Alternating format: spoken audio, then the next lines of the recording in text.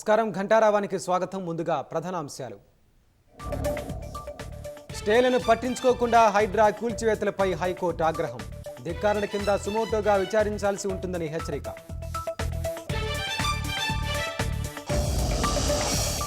Musi project పేరుతో కాంగ్రెస్ అతిపెద్ద కుంభకోణం. రిజర్వ్ బ్యాంకులా మార్చుకునే కుట్రకు తెరలేపిందని బీఆర్ఎస్ ఆరోపణ.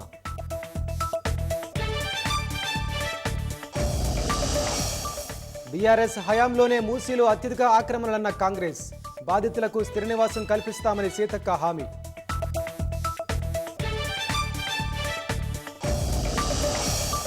కుటుంబ డిజిటల్ కార్డుల సర్వే పక్కాగా చేపట్టాలన్న సీఎం. అంగీకరిస్తేనే కుటుంబ సభ్యుల ఫోటో తీయాలని సూచన.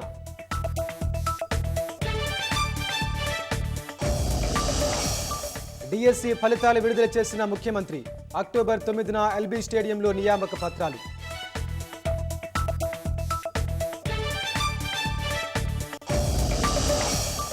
రుణమాఫీ వివరాలు ప్రజా పోర్టల్లో పెట్టాలని బీజేపీ డిమాండ్.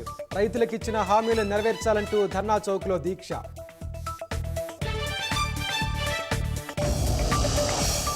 మిథున్ చక్రవర్తికి దాదా సాహెబ్ ఫాల్కే అవార్డు.